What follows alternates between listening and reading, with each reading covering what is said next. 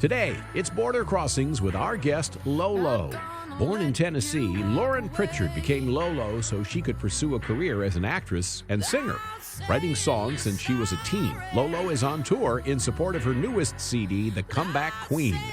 Involved in a near-fatal accident, she battled her way back to writing and performing, and the new EP reflects her personal struggles. Always honest and direct, LOLO is also refreshing, and her music is compared to Amy Winehouse and Adele. She has appeared on Broadway and has written an off-Broadway play, and she's here to talk about it with us on Border Crossings. LOLO coming up next. I'm Larry London. This is VOA's Music Alley.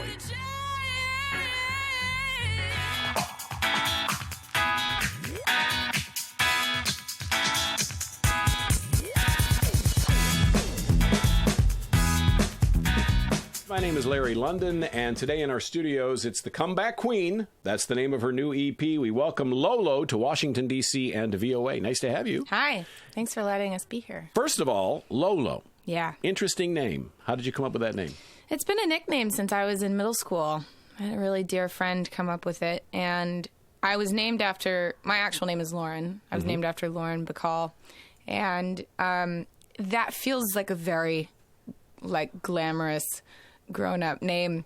And so particularly, especially when I got the nickname when I was in middle school, it felt more right. And now the reason why I do my personal music stuff under LOLO is because I do all of this other writing under my given name and acting under my given name. So the common denominator is myself, and then they take on different names because it's very helpful to me. And, well, we'd like to say hi also to your guest who's with us. This is Josh. Hi, I'm Josh. Hey, Poisington, Josh. Yes. from Lansing, Michigan. So you're on tour for the new album. Yes. And I guess it's been 5 years in the making since the first album was 2010. Yes, it's been a minute. There's been a lot of things that have happened since Wasted in Jackson came out in 2010. Some of them legal and binding, and I can't really share without getting in trouble. And some of them personal. And I spent some time in LA working on a bunch of music, and it wasn't that it wasn't right. It just sort of there were some timing issues more than anything, and so getting away from an old record deal and things like that can be a lengthy process. And so coming out on the other side, feeling like for a good chunk of time I had been my own worst enemy, is sort of really where the comeback queen thing comes from. Of not necessarily maybe coming back into the industry in a sense, but more like coming back into myself, because I do think I spent a good chunk of time going through all of that and being genuinely defeated by it, I think, just in a human sense. And so in January of this year, I went into the studio with my collaborator that I've worked on the last sort of couple of things I've done. His name is Jake Sinclair. He's also out in Los Angeles. And he was like, what do you want to do? And I was like, I want to be really honest. And I don't really care if people like it at this point. I have to share my feelings and be exactly who I am. I sort of got pushed around for a few years and told what to do. And I didn't necessarily have a good defense other than myself. And sometimes when people look at you like you're a little girl, it's super annoying, and you can't get your way in the ways that you need to in order to be able to express yourself honestly. So, that's the story. That's the story. So in a 5-year time span, as you mentioned, a lot of things have happened to you, and changes and growth and whatnot. How does that change your music? I mean, you put out something in 2010 and said, here I am, this is LOLO. 5 years go by, and the next CD, is it similar, or is it a totally different product than the first album? It's actually not that far removed from the first album. I grew up listening to all kinds of music, obviously, but what I really clung to as an artist and as a person was like throwback stuff, whether it was like Aretha Franklin or Al Green or Muddy Waters or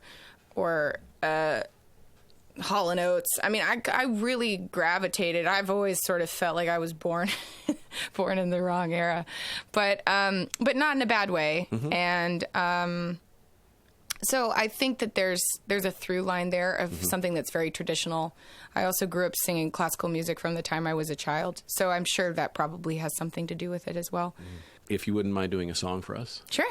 Love We're going to to do hear a song from the EP called Not Gonna Let You Walk Away. All right, here's Lolo. You ready? Yeah.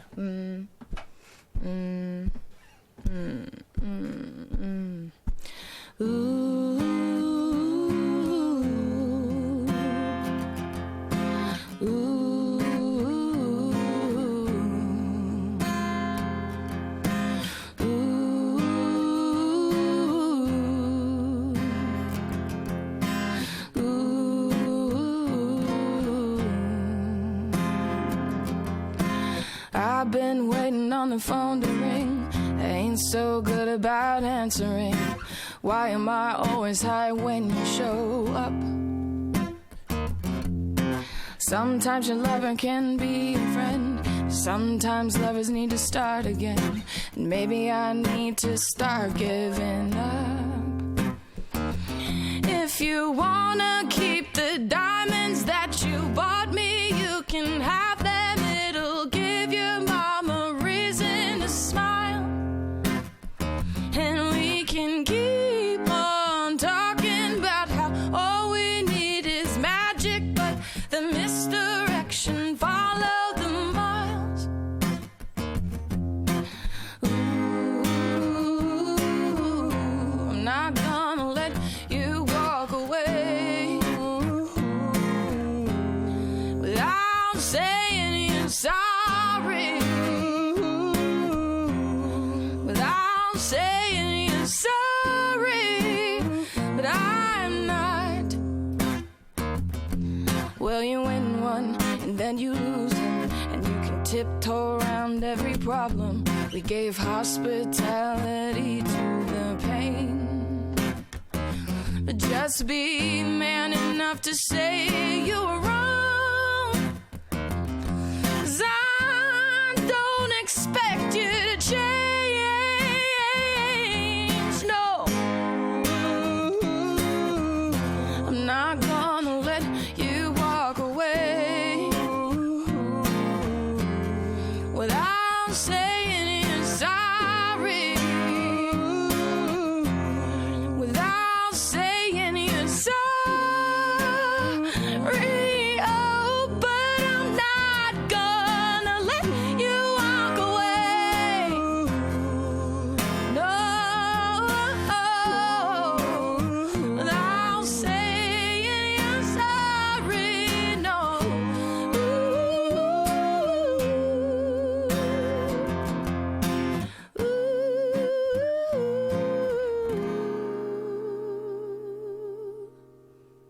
Wow, sounding great. Sounding great. Lolo's live here on Border Crossings. Love that you. song. Love your voice. Thank you. This is a great time to be a female in the music business. I mean, Adele and Elle King and Ellie Goulding, and the list goes on and on. A lot of great female singers in music right now. Yeah, if there ever was a time, I'm happy that I'm here now.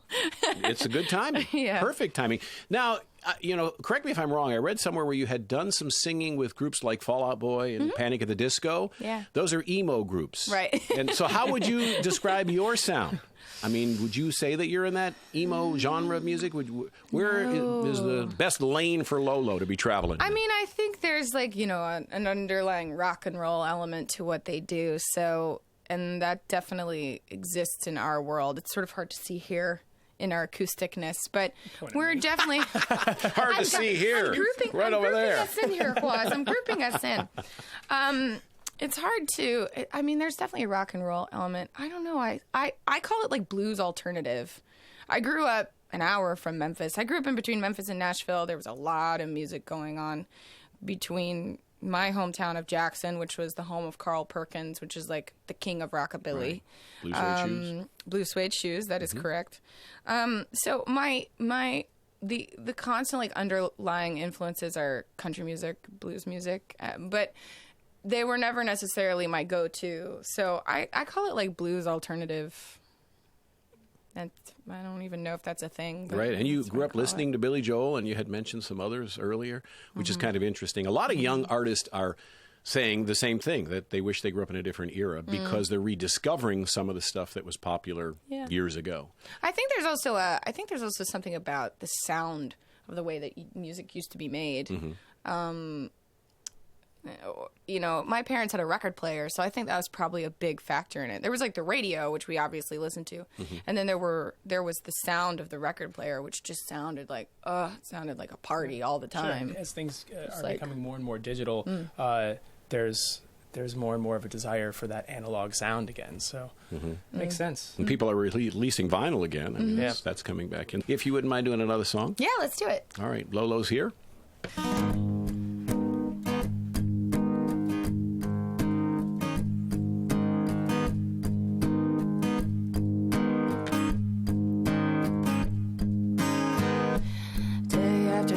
I see less of you.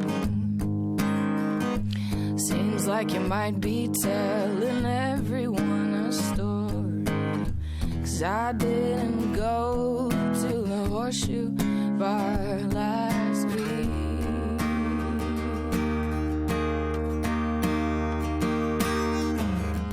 And everyone said that they saw you there,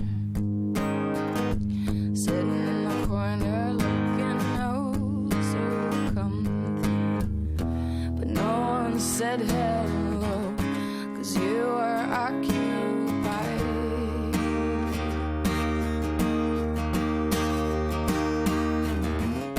And you can do everything you can for yourself, but don't forget that we've always shared the same cloud.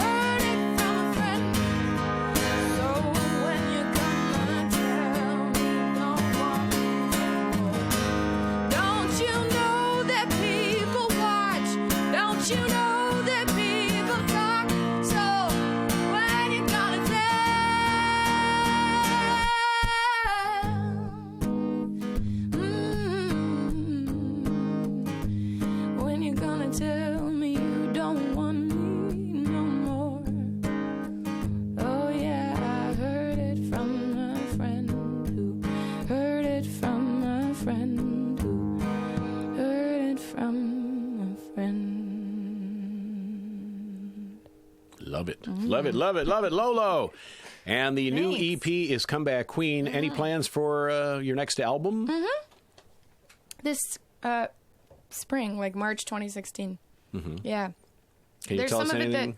There's some of it that already exists, a lot of it that already exists, but we wanted to put out an EP first since it had been a minute since then. Because I released a few singles in 2013, a few on iTunes and a few just like sort of very off the radar on SoundCloud and stuff like that. Since it had been a little while, it had been a few years since we had put anything out.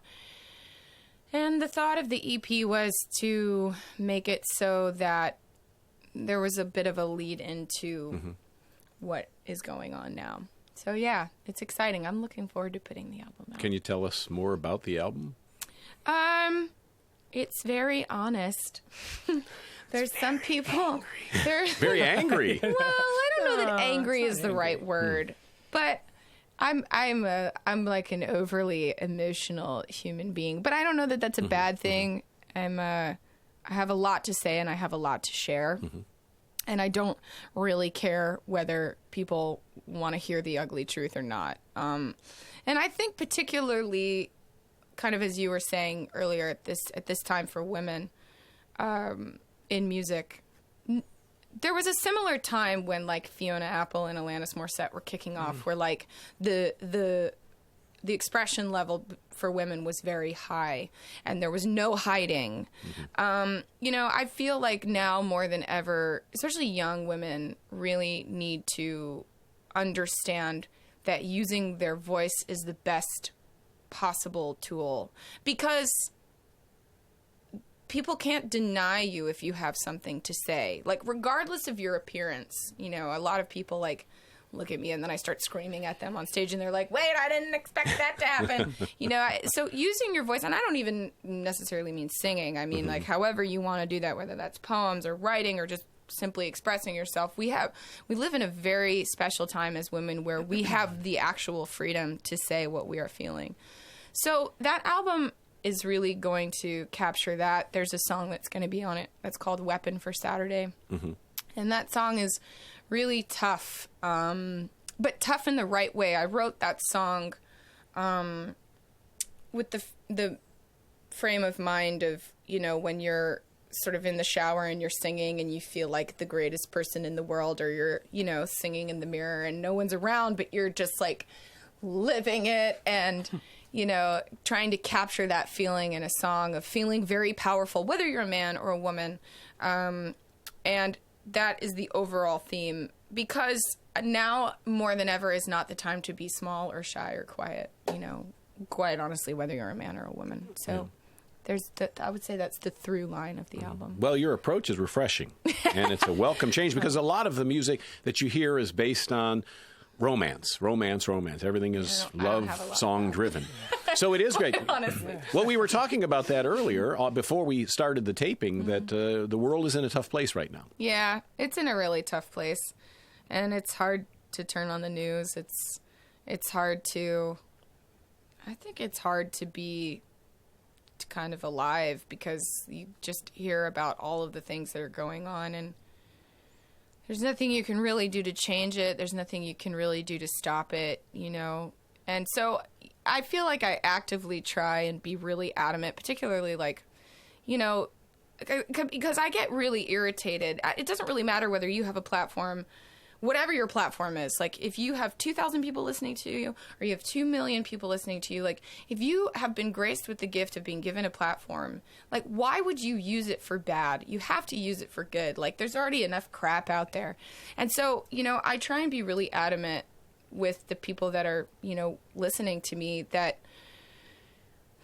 stand up for yourself, be a good human, be nice to the people around you, do what you can on a singular level to what's around you in the immediate, because it will have a ripple effect, whether it's one person or 100 people. Like, and life is too short to be ugly. Like it is. It requires so much more energy, and I feel like, especially because don't get me wrong, I love artists like Katy Perry and Ariana Grande, and I love them. I have nothing against them, but I also think there can be a fine line for especially young girls that kind of can misinterpret what's being communicated to them through those certain types of music, where they think they have to be things that they're not, which is why, like, I love Demi Lovato for her, like, no makeup Monday selfies. Like, I'm a big supporter of things like that, because at this point in time, especially with the fact that everyone is a journalist now, because you've got a smartphone with a camera and everyone can tweet, you know, you can be caught in so much crap, right? Very easily. So you might as well just be who you are, and you might as well be honest, because 9 out of 10 times, someone's going to find you out. But you're very inspirational, and you know what you have to say is a message that is very, very timely, and you know you're delivering it to 60 countries right now, because that's where we're broadcasting. And it's just kind of amazing to hear somebody so eloquent and in your 20s to have so much thought into what you're talking about. Thank you. You know, that it is refreshing. As I mentioned a little while ago, your songwriting's great, and you know, so you're a great spokesperson, a great role model for a lot of young people. So Lolo's here, and it's Comeback Queen. Now, you left Los Angeles. What's your roommate doing? Elvis Presley's granddaughter is probably missing you right now. Yeah, she's kicking butt, actually. She has a new show that's coming out called The Girlfriend Experience. That's going to be on Stars, and it looks amazing. She's been a busy little actress, I tell you. And Riley Keough's, who we're referring to, Riley Keough. Your roommate in Los Angeles. She was my roommate, in Los Angeles. Lisa Marie's daughter. Yeah. They're wonderful people. Quite honestly, when I moved out to LA with my mom, and then my younger brother came to visit, and he got into a really awful skating accident, and he completely shattered his entire shoulder and rotator cuff and all this stuff. And so they opted to have the surgery in Tennessee because his rehab was going to be easier with my dad and whatever. So my mom went home and she was like, all right, honey, we're moving home. And at that point, I had been playing keyboards in a reggae band, and I was singing like whenever I could, singer-songwriter, like anywhere I could, anyone who would listen, Joni Mitchell style. And I went around saying goodbye to everyone. At this point, Lisa knew that I was like writing. I was always over at their house banging on the piano, playing songs, and they were so supportive. And I honestly think that's, you know, one of the reasons why I sort of felt okay moving forward musically, because the friends that I made out there, especially peers like my own age, I like recorded some demos and they were like, we love this. Like, that was very validating for my friends who are my own age, especially with everything that was on the radio at that time, like The Killers and like Ignition remix by R. Kelly. Like, it was nothing like what I was doing. For them to validate me in that way was huge, and feel okay to go out and play my songs. And so she knew that was going on, and I went around saying goodbye to all my friends, like, I'm moving back, I'm sorry, like, let's keep in touch, whatever. And Riley was like, you can just live with me. And I was like, well, that's not really a thing, but thank you. It's very sweet. That's crazy. And two days went by, and Lisa called my mom, and she was like, you can't take her. We believe in her, and we believe in what she's doing. And if you take her, she'll come back, you know, when she's 18 or 19 or whatever. It won't be the same. Like, you can't take her. Just let her stay with us. She'll be safe. I promise. You can come visit whenever, vice versa. Like, it doesn't matter. It's fine. And it was extraordinary that they did that for me. And that is sort of, it's not the only reason why I booked Spring Awakening, but I never would have been in Los Angeles to go on the audition had they not let me live with them. So I feel a very special feeling towards them, obviously anyways, because they're like a surrogate family to me, but more so because they helped really change my life and give me an opportunity to be able to do what I loved, which is insane. And we have time for one more song, and I don't want to shortchange you on that, so I'd love to hear it. This is another song from the Comeback Queen EP, and it's called Golden Year.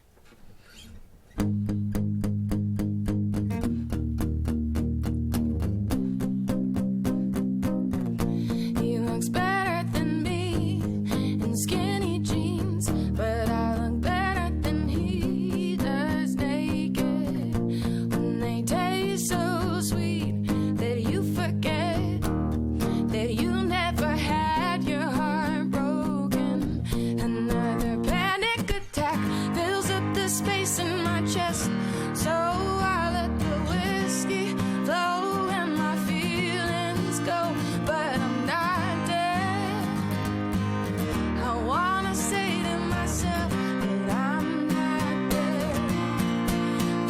is my golden year.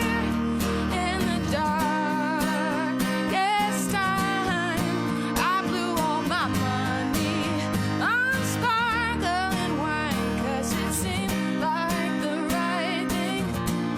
Don't ask me if I'm happy, if you don't want the truth.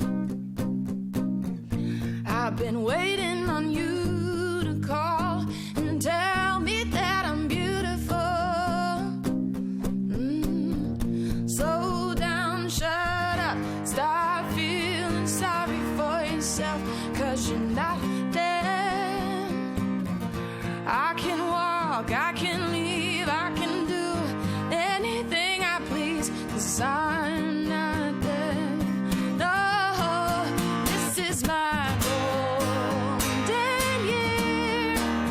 In the darkest time, I blew all my money on sparkling wine, 'cause it seemed like the right thing, but I was losing my mind, losing my mind.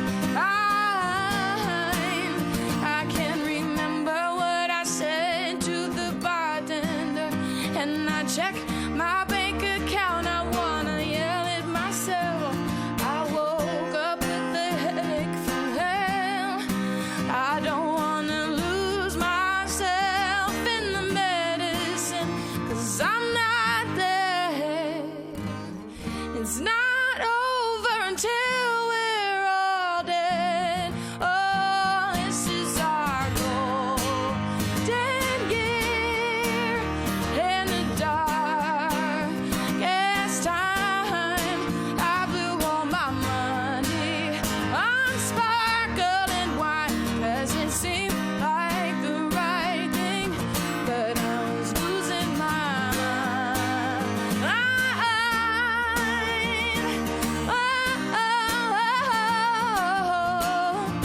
I blew all my money on sparkling wine, 'cause it seemed like the right thing.